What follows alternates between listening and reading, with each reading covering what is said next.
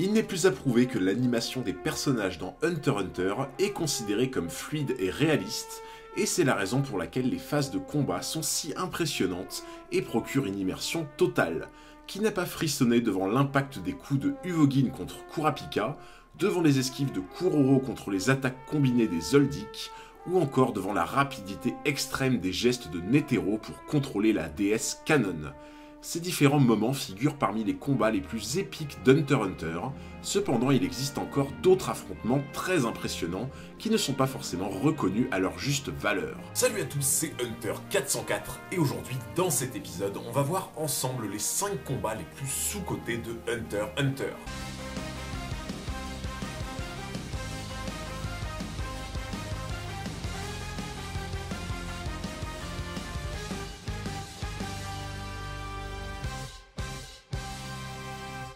Avant toute chose, je voulais vous remercier pour tous vos super retours concernant les 2 vidéos du continent caché sur les calamités Elbel et Brion. Pour en revenir à la vidéo, j'avais constaté sans grande surprise que beaucoup de contenu sur les combats marquants de Hunter x Hunter existait déjà, en particulier sur les confrontations les plus épiques ou impressionnantes. Tout le monde se souvient des frissons qu'on a eu quand Killua s'est changé en Godspeed, quand Gon s'est transformé en adulte, ou encore quand Leorio a envoyé valser Jin pendant l'élection. Cependant, mon but aujourd'hui va être de vous montrer des combats de Hunter x Hunter que tout le monde a oubliés, mais qui pourtant apportent à leur façon un engouement et une émotion particulière. Je vous emmène donc avec moi aujourd'hui pour revoir 5 combats sous-cotés et qui pourtant sont absolument incroyables. On commence doucement avec un combat légèrement sous-coté par la communauté Hunter x Hunter, à savoir celui de Knuckle et de Shoot contre Youpi. Pendant l'attaque du palais menée par Moro, Gon et Killua étaient en charge de retrouver Pitou, tandis que Knuckle et Shoot ont dû faire face plusieurs fois seuls face aux membres de la garde royale le plus puissant physiquement, Muntutu Youpi. Et cet affrontement n'a pas marqué les mémoires de chacun pour pas mal de raisons. La première est que le combat de Knuckle et de Shoot contre Youpi s'est fait légèrement éclipser au cours des épisodes par la confrontation tant attendue de Netero contre Meruem, ainsi que de Gon contre Pitou. Ensuite, les différents échanges de coups entre Knuckle et Shoot avec Youpi ont été nombreux mais assez brefs, ce qui donnait l'impression que le combat était découpé en plusieurs parties, là où l'affrontement entre Netero et Meruem laissait place à de longues minutes de tension et de combat ininterrompus, avant que le narrateur nous emmène voir à un autre endroit du palais. Enfin, le fait que d'un côté, Knuckle se servait de l'invisibilité de Méléoron pour frapper Youpi sans s'exposer, et que de l'autre, Shoot a mis un long moment avant de dompter psychologiquement la peur ancrée profondément en lui, renforçait encore cette sensation de combat décousu, et donnait plus l'impression de voir une partie de cache-cache, plutôt qu'un vrai affrontement direct. Cependant, bien que ce combat ne soit pas vraiment conventionnel, il est devenu bien plus intéressant dès le moment où Knuckle s'est dévoilé à Youpi en face à face, ainsi qu'au moment où Shoot a utilisé ses pleins pouvoirs. Il ne faut pas oublier que Youpi est potentiellement le garde possédant la plus grande force de destruction physique, et le fait qu'à partir d'un certain point du combat, Knuckle et Shoot ne l'ont pas lâché d'une semelle et se sont systématiquement mis en travers de sa route, prouve ainsi à quel point leur force mentale est grande, et à quel point leur capacité de survie est importante, car peu de hunters pourraient se vanter d'avoir survécu aussi longtemps à une monstruosité aussi destructrice. Vous allez sûrement être surpris de trouver dans cette vidéo le combat Kurapika contre Hisoka dans la phase finale de l'examen Hunter. En effet, la plupart d'entre vous se souviendront d'un combat très fugace qui a duré tout au plus de 10 secondes et qui donc est sans grand intérêt.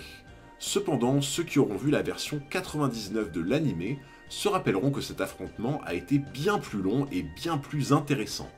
Dans ce combat, on avait pu voir un Kurapika maîtrisant très bien ses 2 lames contre un adversaire extrêmement dangereux, et cela même avant de pouvoir utiliser son nen.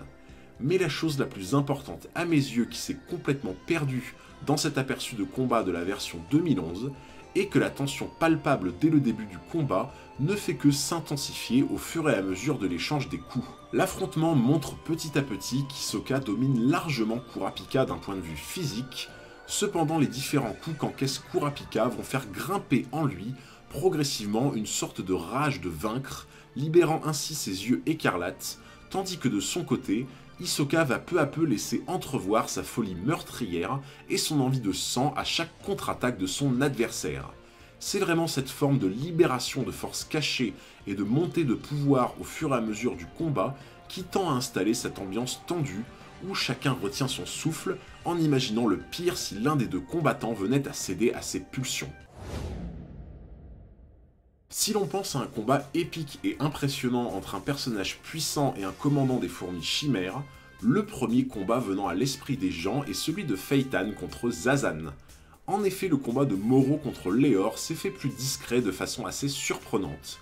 A la base, les commandants des fourmis chimères ont quasi tous un niveau de puissance assez élevé, cependant Zazan et Léor, en particulier Zazan, possèdent vraiment un niveau bien plus important que les autres commandants, et cela tient probablement du fait que tous deux maîtrisent globalement mieux le nen. Il n'est donc pas surprenant, surtout après un combat contre Feitan, qui est un personnage surpuissant, de penser que Zazan est une forme d'élite des combattants. Et pourtant, si à la base Zazan et Léor avaient une force physique similaire, il est bien possible que le niveau de puissance de Léor surpasse celui de Zazan, car contrairement à cette dernière, Léor a vu renforcer ses pouvoirs de nen par le biais de Shawapufu, qui contribue à créer une différence de maîtrise de Hatsu considérable. Et pendant le combat de Léor contre Moro, cela s'est matérialisé par le fait que Léor était capable de littéralement contrôler l'eau comme un tsunami. Et c'est sûrement la raison pour laquelle le combat est passé inaperçu, car à l'image de l'affrontement de Knuckle et Shoot contre Youpi, le combat était peu conventionnel et résidait davantage dans le principe d'user de techniques très spécifiques pour surprendre l'adversaire, plutôt que de tout miser sur la force pure. Dans cette situation, un personnage comme Moro, étant un Sea Hunter spécialisé dans la mer et doté d'un souffle inégalable, était vraiment le combattant idéal pour pouvoir lutter contre une technique pareille.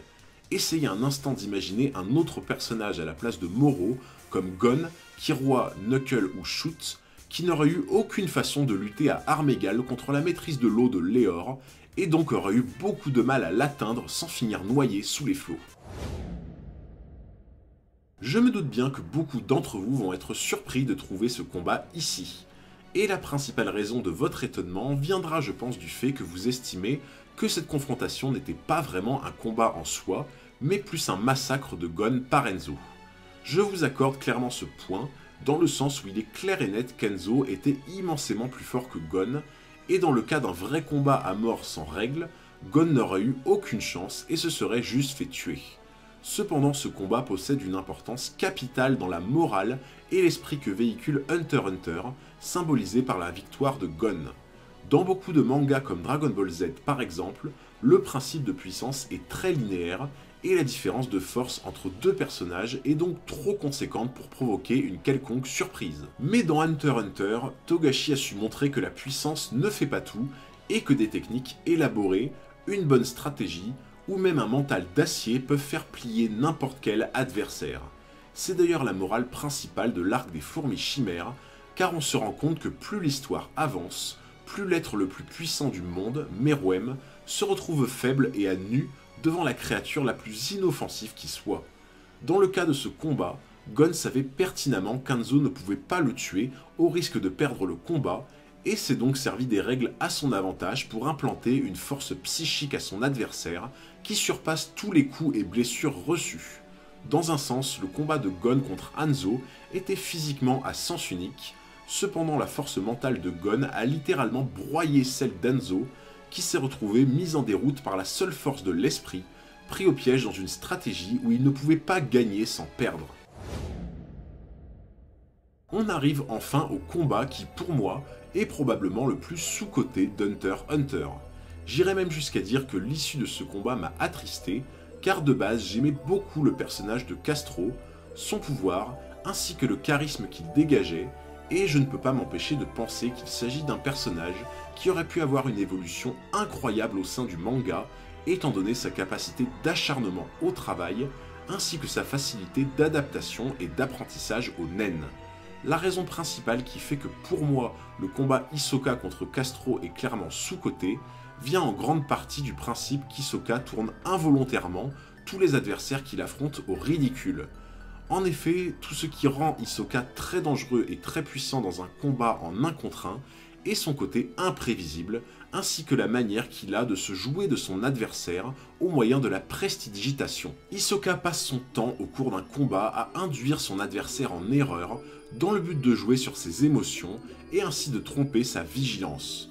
Pour appuyer cela, on peut prendre l'exemple du combat de Hisoka contre Goto, qui en soi était un combat absolument incroyable à regarder, mais qui laisse toujours ce même goût amer en voyant qu'Hisoka avait encore une fois tout prévu, poussant Goto à tomber dans son piège comme un débutant. D'une certaine manière, le fait qu'Hisoka joue avec son adversaire comme un serpent jouerait avec sa proie en anticipant ses mouvements, ses réactions et ses prises de décision,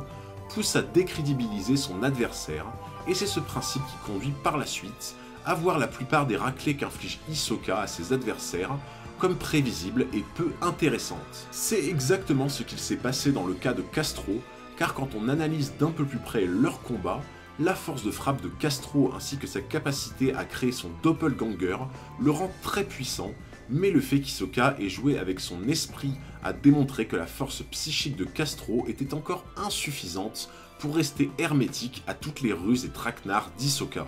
Je reste d'ailleurs persuadé qu'Hisoka aurait eu plus de mal à vaincre Castro si celui-ci s'était limité au travail de son naine de prédilection, à savoir celui du renforcement. Ainsi, à mon sens, la capacité d'Hisoka de tourner son adversaire au ridicule et de semer le trouble dans son esprit affecte d'une certaine manière le côté épique et impressionnant du combat, que l'on voit davantage comme un tour de magie plutôt qu'un vrai combat de force directe. C'est tout pour cette vidéo, j'espère grave qu'elle vous a plu. Si c'est le cas, n'hésitez pas à lâcher un gros pouce bleu et à me dire en commentaire qui vous voudriez voir pour une prochaine vidéo. Mais surtout, le plus important, n'oubliez pas de vous abonner juste ici et d'activer la petite cloche, comme ça vous ne manquerez aucun futur épisode. Merci beaucoup pour votre force, c'était Hunter404 et je vous dis à très bientôt pour un nouveau combat.